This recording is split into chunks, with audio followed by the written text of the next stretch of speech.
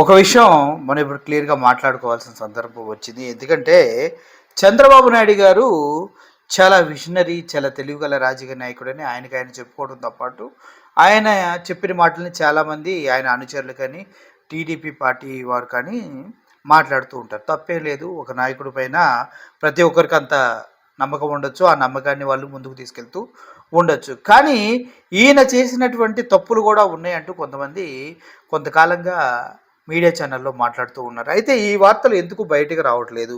ఎందుకు చంద్రబాబు నాయుడు గారు చేసిన కామెంట్స్ మాత్రమే హైలైట్ అవుతున్నాయి?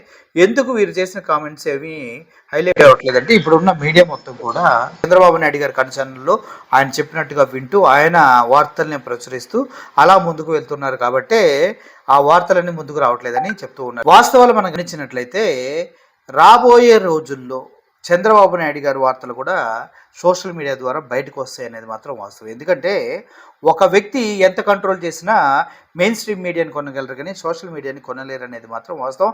ఒకవేళ సోషల్ మీడియాని కొనాలంటే యూట్యూబ్ ఛానల్స్ని వెళ్ళి ఎవరి వల్ల కాదు. ఎందుకంటే కుప్పలు తప్పలుగా కొన్ని వందల ఛానల్స్ ఉన్నాయి కాబట్టి. అందులో కొన్ని టీడీపీ వాళ్ళ సొంత ఛానల్స్ ఉన్నాయి, కొన్ని కొంటారు, కొన్ని కొనలేరు ఎప్పటికీ. ఎందుకంటే ఆత్మాభిమానం ఉండి ఏదైనా గట్టిగా చేద్దాం అనుకున్నవాడు ఎవడు కూడా తప్పుడు న్యూస్ని ప్రజెంట్ చేయరు కాబట్టి. అయితే గతంలో కొంతకాలంగా చంద్రబాబు నాయుడు గారు చేసినటువంటి అప్పట్లో చేసినటువంటి మాటలను కానీ వ్యాఖ్యలను కానీ కొంతమంది బయట పెడుతూ ఉంటారు కొన్ని ఇంటర్వ్యూస్లో. అటువంటి ఇంటర్వ్యూస్లో బయటపెట్టిన కొన్ని మాటల్ని మీకు నేను సమర్పించాలని చూస్తున్నా. ఒకసారి మీరు గమనించండి. ఇందుట్లో వాస్తవాలు ఎన్ని అవాస్తవాలు ఎన్ని కూడా మీరు గమనించవలసిన అవసరం ఉంది. ఎందుకంటే ఇవి మేము సొంతగా చెప్తున్నాయి కాదు. ఎప్పుడైతే చంద్రబాబు నాయుడు గారు ఈ వ్యవస్థల్ని కంట్రోల్ చేస్తూ ఆయన ఒక లీడర్గా ఎదిగాడో ఆ క్రమంలో ఆయన చాలా తప్పులు చేశారనేది వీళ్ళు చెప్తున్నటువంటి మాటలు. నమ్మిన వాళ్ళకి ద్రోహం చేస్తాం, నమ్మిన వాళ్ళకి గొంతు తీస్తామని చెప్పి ఈనాడు నిరూపించుకున్న ఘాతకుడు వాడు తెలుస్తున్నారు. ఎప్పుడు స్వర్గీయులు ఎన్టీ రామారావు గారు మాట్లాడుతూ ఉన్నారు. నమ్మిన వాళ్ళని మోసం చేస్తాం, నమ్మిన వాళ్ళని వెన్నుపోటు పొడుస్తాం అంటే ఘాతుకుడు అనేసి మాట్లాడుతున్నారు. ఒకసారి వినండి, మొత్తం వినండి, ఆ తర్వాత నేను దాని గురించి మాట్లాడతాను. నమ్మిన వాళ్ళకి ద్రోహం చేస్తాం, నమ్మిన వాళ్ళకి గొంతు తీస్తామని చెప్పి ఈనాడు నిరూపించుకున్న ఘాతకుడు వాడు తెలుస్తున్నారు. ఎప్పుడూ జరిగింది. ఒకప్పుడు మరి మొఘల్ సామ్రాజ్యం టైంలో ఆ రోజున తండ్రిని జైల్లో పెట్టి అన్నాన్ని చంపించాడు ఔరంగజీబ్ అన్నాడు. ఇప్పటి వరకు ఆయన చెప్పినటువంటి స్టైల్ చూసారా? ఇప్పుడు చంద్రబాబు నాయుడు గారిని నొక్కి చెప్తున్నారు. అంటే ఎంత హైలైట్ చేయాలని ఎన్టీ రామారావు గారు చెప్తున్నారు వినండి. ఇప్పుడు పెట్టిన తెలుగుదేశం పార్టీ కూడా ఆయనదే కదా. ఆయన అంత బాధతో ఆయన గుండె మొత్తాన్ని రాయి చేసుకొని ఆ బాధను దిగమింగుతూ తనకు జరిగిన అన్యాయంతో చంద్రబాబు నాయుడు అంటూ చెప్పడం జరిగింది. అంటే దీన్ని వెనక మీరు ఆలోచించండి, ఎంత బాధ ఉండి ఉంటుంది. చంద్రబాబు నాయుడు ఏ విధంగా తన తండ్రి లాంటి ఎన్టీ రామారావుకి ద్రోహం చేశాడు కేవలం పదవి కోసం. అయితే ఇది చంద్రబాబు నాయుడు గారి వర్షను. ఆ తర్వాత గో రాజకీయ నాయకులు మాట్లాడుతున్నారు, పేర్లు నేను చెప్పను, మీరు ఎలాగో చూస్తారు కాబట్టి ఒకసారి వినండి. ద్రోహం చేశాడు కేవలం పదవి కోసం. నేను ఎన్టీ రామారావు గారి దగ్గరికి వెళ్ళి నన్ను ఏం చేయమంటారు అనగానే నేను వెంకట్లా చూసి గోహెడ్ కాబోయే లీడర్ హరికృష్ణ మనకి. కాబోయే లీడర్ ఎవరు? హరికృష్ణ గారు. కానీ హరికృష్ణ గారు ఇప్పుడు ప్రాణాలతో ఉన్నారా? లేరు. ఎందుకు చనిపోయారు? Car accident. ఏదైతే మన స్వర్గీయ నందమూరి తారక రామారావు గారు అప్పుడు రథం ఏదైతే ఉందో ఆయన ప్రజారథం, దాన్ని నడిపిన వ్యక్తి మన హరికృష్ణ గారు. అంత డ్రైవింగ్ ఎక్స్పీరియన్స్ 1,00,000 కిలోమీటర్ల పైన నడిపారు. అటువంటి వ్యక్తి డ్రైవింగ్ యాక్సిడెంట్లో చనిపోతారా?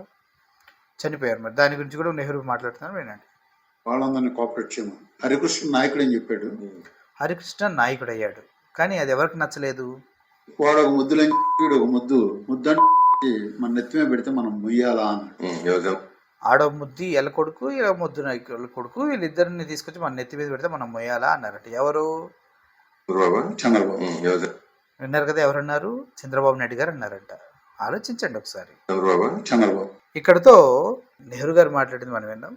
ఆయన చెప్పిన విషయం కనుక మనం గమనించినట్లయితే ముద్దు వాళ్ళని మన నెత్తి మీద పెడితే మోయాలా అంటూ చంద్రబాబు నాయుడు గారు అన్నారట. నెక్స్ట్ వంగవేటి రంగా గారు చావుకి కారణం ఎవరు? ఈ విషయాలు మీరు ఒకసారి ఎప్పుడైనా ఆలోచించారా? వాళ్ళ సొంత కుటుంబ సభ్యులే చెప్తూ ఉన్నారు. ఒకసారి వినండి. చంద్రబాబు ఆ రోజు ఉద్యమం చేస్తుంటే వంగవీటి రంగా గారిని కూడా తెల్లవారుజామున పట్టును పెట్టుకుని నీ పార్టీ కాదని చెప్పని కూడా చంద్రబాబుని మేము అడుగుతున్నాం. రంగా గారిని పొట్టబెట్టుకుంది మీ పార్టీ కాదని అడుగుతున్నా. మరి సిగ్గు లేకుండా ఆ పార్టీలోంచి చేరనుకోండి. నెక్స్ట్ చంద్రబాబు అనే ఒక పనికి మాలిన ఎదవా నా తండ్రిని 1988లో రంగా గారిని పొట్టలు పెట్టుకుంది తెలుగుదేశం పార్టీ కాదని చెప్పని మిమ్మల్ని అందరినీ అడుగుతున్నాను. ఏంటంటే వంగవీటి రాధా గారు మాట్లాడింది. రంగా గారిని పొట్టబెట్టుకుని తెలుగుదేశం పార్టీ కాదా, పనికి మాలిన అథవా చంద్రబాబు నాయుడు కాదా అని అంటూ ఉన్నారు. దీనిపైన మీ ఒపీనియన్ ఏంటి? నెక్స్ట్ ఇంకో విషయం, గుంటూరు జిల్లాలో నన్ను, కృష్ణా జిల్లాలో రంగాన్ని ఇద్దరిని ఎలిమినేట్ చేయాలనేటువంటిది చాలా మాక్సిమం ప్రయత్నం. భౌతికంగా మిమ్మల్ని గుంటూరు జిల్లాలో నన్ను, కృష్ణా జిల్లాలో రంగా గారిని ఇద్దరిని ఎలిమినేట్ చేయబోయారు అని చెప్తూ ఉన్నారు. ఎంత ఘోరం అంటే ఈ కన్నా లక్ష్మీనారాయణ గారు క్లియర్గా చెప్తూ ఉన్నారు, రంగాని నన్ను ఇద్దరిని చంపబోయాడు అనేసి. ఆ విధంగా మీరు కనుక చూసుకుంటే ఎంతమందిని చంద్రబాబు నాయుడు గారు ఇలా చేశారు అనే విషయం వీళ్ళ నోట్ల నుంచి మనమే వింటున్నాం. కన్నా లక్ష్మీనారాయణ గారు చెప్తుంది ఏంది, అక్కడ విజయవాడ రంగాని ఇక్కడ నన్ను తప్పించడానికి చాలా ట్రై చేశారని, భౌతికంగా ఎలిమినేట్ చేయాలనేటువంటి పరిస్థితి. రంగాయ విషయంలో సక్సెస్ అయినాడు, నా విషయంలో ఫెయిల్ అయినాడు. 95లో లాస్ట్ అటెంప్ట్. 95లో లాస్ట్ అటెంప్ట్. అయితే వీళ్ళందరికీ తగ్గట్టుగా చంద్రబాబు నాయుడు గారి గురించి పవన్ కళ్యాణ్ గారు కూడా గతంలో మాట్లాడారు. అది కూడా ఒకసారి మీరు క్లియర్గా వినండి. ఒక అభాండం, ఒక ప్రోపగాండా పెరిగి అది ఒక పేపర్ నుంచి శాంతి ఇచ్చింది. నాకు ఎవరో వచ్చి గుండు చేశారంట, కొట్టేశారంట.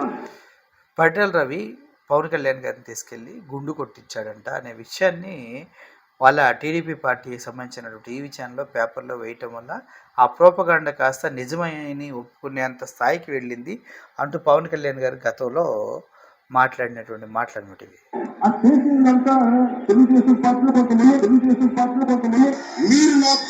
తెలుగుదేశం పార్టీలో కొంతమంది అక్కడతో ఆగిపోలేదు. పవన్ కళ్యాణ్ గారికి గుండు కొట్టించడానికి ప్రోపగండా చేసిందే తెలుగుదేశం పార్టీ అని అన్నారు. ఇప్పుడు ఆ తర్వాత లోకేష్ గారు చంద్రబాబు నాయుడు గారు కలిసి వాళ్ళ తల్లిని తిట్టించారంటూ ఇంకో వీడియో చేశారు. అది కూడా చూడండి ఒకసారి. తెలుగుదేశం పార్టీని, లోకేష్ గారిని క్షమించను, మర్చిపోకండి. చూసారా, క్షమించను ఖబర్దార్ అంటూ అప్పట్లో పవన్ కళ్యాణ్ గారు రంకెలేసి మెడ రుద్దుకొని మెళ్ళో సామాన్యుడి ఎరుపు రంగు జెండా వేసుకొని వాగారు. కానీ చివరికి ఇప్పుడు ఏమైంది అక్కడికే వెళ్ళి వాళ్ళ దగ్గరే కూర్చొని వాళ్ళు చెప్పిన సొల్లే వింటాం. ఆయనకి పాపం తప్పట్ల. సరే, ఇంకొక మహానటి ఈవిడ వైఎస్ఆర్సీపీ పార్టీకి సంబంధించినటువంటి జగన్మోహన్ రెడ్డి చెల్లెలు. ఆవిడ కూడా గతంలో చంద్రబాబు నాయుడు గురించి ఏం మాట్లాడిందో ఒకసారి వినండి. ఇప్పుడు నా మీద ఈ పుకార్లు పుట్టిస్తుంది కూడా తెలుగుదేశం పార్టీ. ఎందుకంటే ఎంతమంది తెలుగుదేశం పార్టీ నాయకులు నాకు ఈయనతో అఫైర్ ఉందని మాట్లాడలేదు. ప్రభాస్కి ఈవిడికి ఎఫ్ఐఆర్ ఉందని రూమర్లు పుట్టించింది తెలుగుదేశం పార్టీ అని. అది కేవలం రోడ్ నెంబర్ 45లో ఉన్నటువంటి సోకాల్డ్ బాలకృష్ణ గారికి సంబంధించిన ప్రాపర్టీస్లోంచి ఈ ప్రోపగండా చేశారని ఈవిడ ఇంటర్వ్యూలో మాట్లాడుతూ గతంలో చెప్పింది. ఆ చెప్పిన మాటలనే మళ్ళీ ఇప్పుడు మీకు వినిపిస్తూ ఉన్నా అనమాట. చంద్రబాబు గారు ఒక అమ్మాయి మీద అలా మాట్లాడడం తప్పు అని ఎందుకో ఆపలేదు. ఒక అబద్ధాన్ని 100 సార్లు చెప్పైనా సరే నిజంలా చూపించాలన్నది తెలుగుదేశం పార్టీ సిద్ధాంతం కాదా? ఇవన్నీ చూశారు కదా. దీని తర్వాత మనం చూసుకున్నట్లయితే వల్లభనేని వంశీ తన పైన కూడా తన భార్య పైన కూడా ఇలాగే పిచ్చి రాతలు రాయించి అంతా నిజమని నమ్మించే విధంగా సొంత పత్రికలను రాయించారని వల్లభనేని వంశీ కూడా చెప్పడం జరిగింది. ఆ తర్వాత వాళ్ళ పార్టీకి సంబంధించిన ఎవరైతే పార్టీలో నెంబర్ 1 పొజిషన్కి వస్తారు, చంద్రబాబు నాయుడు గారి కాంపిటేటర్గా మారుతారు అని ఆలోచించినటువంటి బాలయోగి గారిని కావచ్చు, హరికృష్ణ గారిని కావచ్చు, ఇంకా చాలామందిని చంద్రబాబు నాయుడు గారు తన రాజ్యనీతితోటి వారందరినీ దాటుకుంటూ ముందుకు వెళ్ళారనేది వీళ్ళు చెప్తున్నటువంటి మాటలు. వీటిని వెనక చూసుకున్నట్లయితే జగన్మోహన్ రెడ్డి గారు బాబాయిని చంపారు అనే దానికి ఆధారాలు ఎవడు చెప్పడలే. కానీ ఇక్కడ మాత్రం బాధితులే డైరెక్ట్గా వచ్చి మీడియా ముందు మాట్లాడుతున్నటువంటి ఘటనని మీరు దగ్గర నుంచి క్లియర్గా చూడొచ్చు అనమాట. అర్థమవుతుంది కదా. ఓ విజనరీ ఈ విజన్ని వదిలేస్తే బాగుంటుంది. అదేవిధంగా చంద్రబాబు నాయుడు గారు మన వెనక పెద్ద బొక్కలే ఉన్నాయి చూసుకోండి. ఎదుటి వాళ్ళ తప్పులు ఎంచడం కన్నా కూడా మన సొంత పార్టీలో ఉండి మనకే వ్యతిరేకంగా మాట్లాడే నాయకులు వీళ్ళందరూ.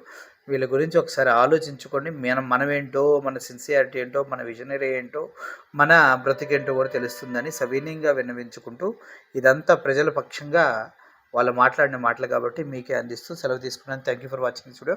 Murali signing off. Thank you so much.